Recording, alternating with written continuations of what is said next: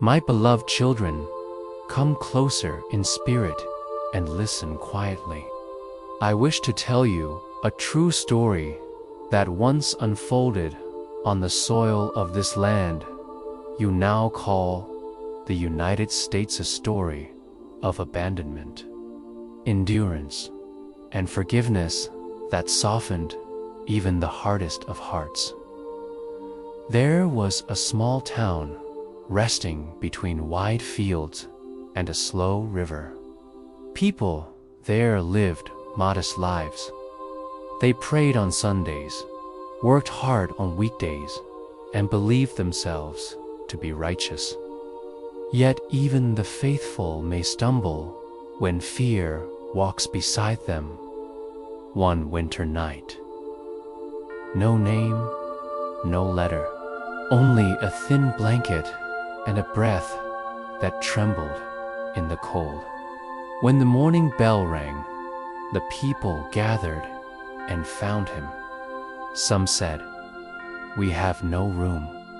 Some whispered, "He is not our responsibility." Others feared, "If we take him in, we will never be free of the burden." So they sent him away to an orphanage miles beyond the town. They told themselves it was mercy, but deep inside, it was convenience wearing the mask of kindness. The boy grew without knowing his parents' faces. He learned early that hunger could be quieter than tears, and loneliness louder than any cry. At night, he would look at the stars and ask questions that no one answered. Why was I left? Was I born wrong? Is there a place where I belong?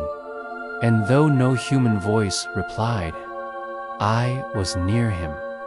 In every silent prayer he did not know how to speak, I listened. Years passed. The boy became a man strong in body, gentle in spirit. Life did not treat him softly. He worked where others would not, carried burdens others avoided, and learned to survive without expecting love. Yet within him, a quiet fire burned, not anger, but longing. A longing not to be seen, but to understand. One day, news reached him that the old town was struggling. Floods had taken crops. Businesses were closing. Families were dividing under hardship.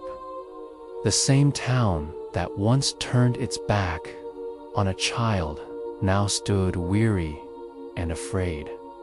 The man returned. They did not recognize him.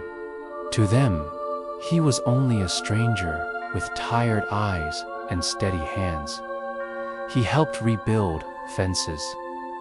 He fed the hungry. He listened when others spoke of loss.